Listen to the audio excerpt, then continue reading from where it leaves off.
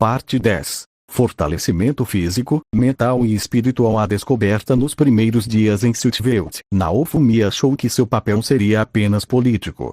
Sentar em tronos. Assinar pergaminhos.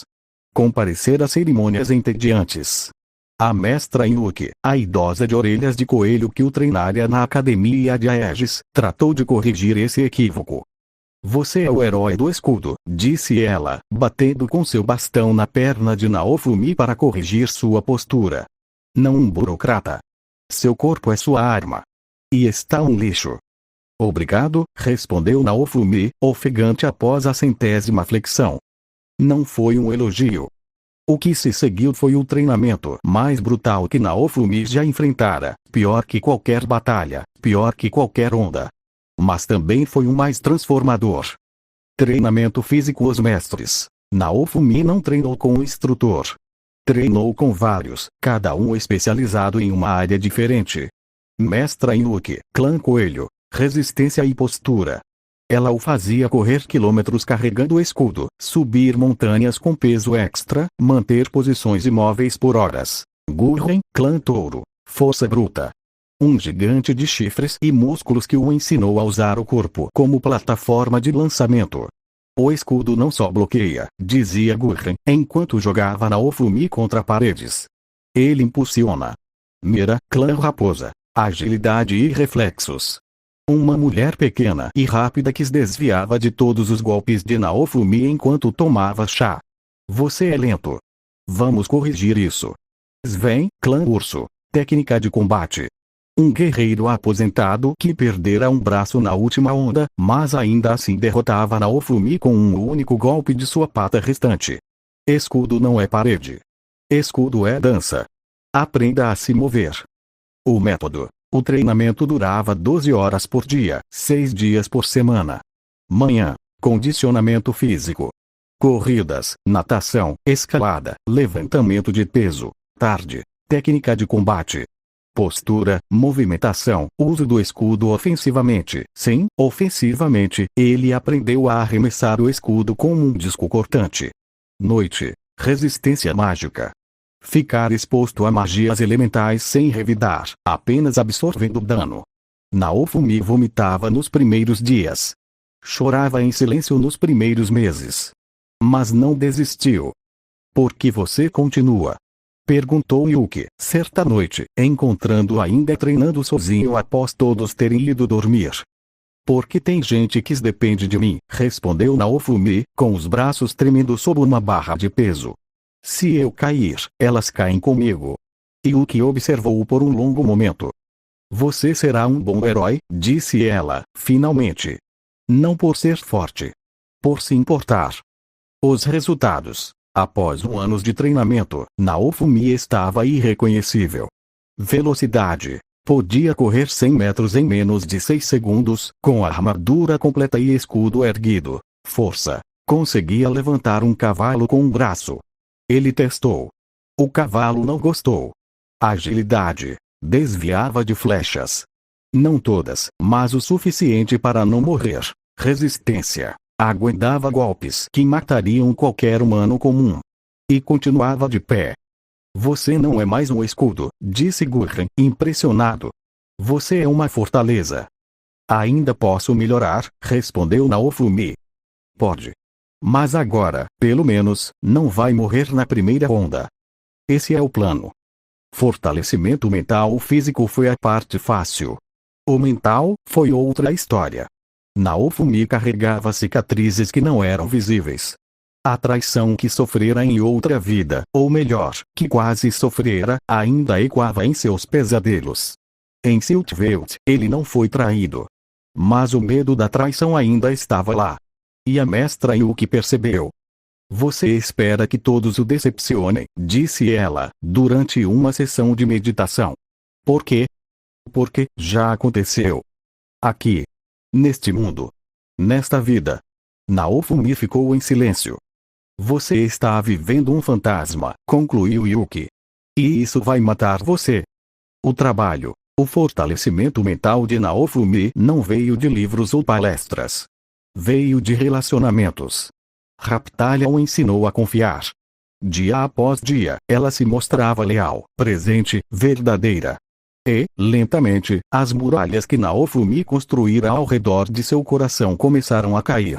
Os conselheiros o ensinaram que nem todo mundo queria explorá-lo. Alguns apenas queriam fazer um bom trabalho. Os soldados o ensinaram que lealdade se conquista com ações, não com palavras. As crianças das vilas pobres o ensinaram que um sorriso pode valer mais que qualquer moeda. As técnicas. E o que também lhe ensinou técnicas práticas. Respiração do escudo. Um padrão respiratório que reduzia a ansiedade e clareava a mente mesmo sob fogo inimigo. Meditação do protetor. Visualizar cada pessoa sob sua proteção, não como números, mas como rostos. Isso lhe dava propósito e calma. Âncora de emergência. Uma palavra, casa, que ele repetia mentalmente quando o pânico ameaçava dominá-lo. Você nunca será imune a um medo, disse Yuki. Ninguém é. Mas pode aprender a não agir com base nele. Naofumi aprendeu. A mudança. O Naofumi que emergiu desse treinamento não era o mesmo que entrou. Ele ainda era prático. Ainda era desconfiado em situações novas. Ainda tinha dificuldade com multidões e formalidades. Mas a amargura havia diminuído. Ele sorria mais.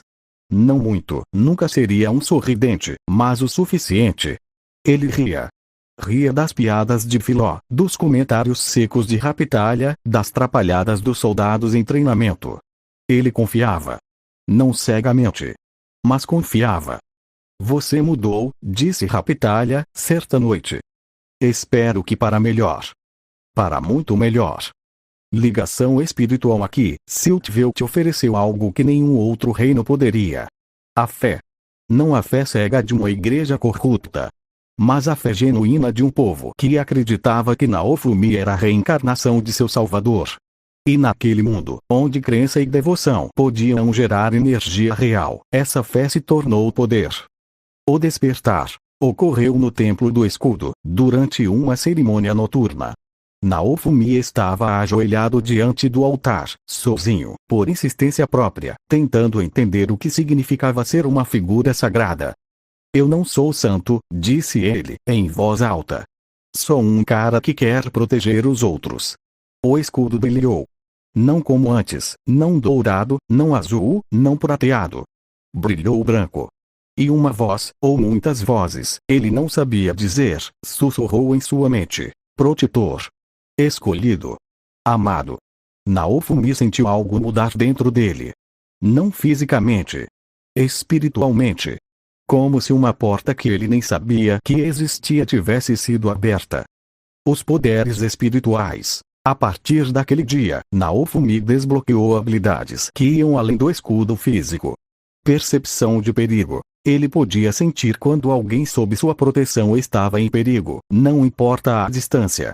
Toque da paz. Quando tocava uma pessoa ferida ou traumatizada, parte de seu sofrimento se dissipava. Não toda, mas o suficiente para que pudessem respirar. Campo do protetor. Em momentos de crise, ele podia expandir sua consciência para cobrir um campo de batalha inteiro, sentindo a posição e o estado de cada aliado. Voz do escudo. Quando falava com autoridade genuína, não arrogância, mas a autoridade de quem realmente protege, suas palavras ecoavam na mente de todos que o ouviam, inspirando coragem. A fonte da fé. Os sábios Siltveltianos explicaram que a fé do povo não era um poder externo.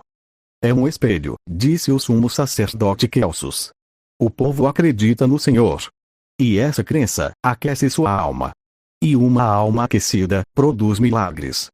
Eu não quero ser um deus, disse Naofumi. E não é. É um herói. Mas até heróis precisam saber que não estão sozinhos. O herói completou 2 anos após sua invocação. Naofumi Vatani não era mais o mesmo.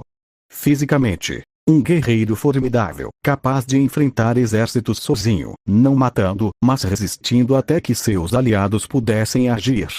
Mentalmente, um líder calmo e centrado, que não tomava decisões baseadas em medo ou raiva, mas em propósito e proteção. Espiritualmente, um farol de esperança, cuja simples presença elevava a moral de todos ao seu redor. Os outros heróis, quando o viram após o treinamento, ficaram boquiabertos. O que aconteceu com você? Perguntou Motoyasu. Treinei, respondeu Naofumi. Parece que você treinou por 2 vidas. Naofumi quase disse que sim. Mas guardou para si. A última conversa na véspera da batalha final contra a fonte primária, Naofumi sentou-se com a mestra Yuki no terraço da academia. A senhora acredita em segundas chances? Perguntou ele. Acredito em primeiras chances. Você está vivo agora. O que veio antes, não importa. Mas e se eu fosse alguém diferente? Em outra vida? Yuki olhou para ele com seus olhos antigos. Você seria a mesma pessoa. Porque a alma não muda. Apenas aprende. Naofumi ficou em silêncio. O que sua alma aprendeu, herói Iwatani? Ele pensou por um longo momento. Que proteger é mais difícil que destruir. Mas também mais importante. Yuki sorriu, um sorriso raro, que poucos viam. Então você aprendeu tudo o que precisava. O legado nos séculos seguintes, o treinamento de Naofumi tornou-se lendário. A Academia de Aegis criou o método Iwatani, um currículo de treinamento físico, mental e espiritual para todos os futuros guardiões de Siltveld. E a imagem de Naofumi, de pé, escudo erguido, calmo e inabalável, tornou-se o símbolo máximo do que significava proteger. Não com ódio. Não com medo. Mas com amor, propósito e a certeza de que um escudo, quando bem empunhado, é a arma mais poderosa do mundo. Fim da parte 10.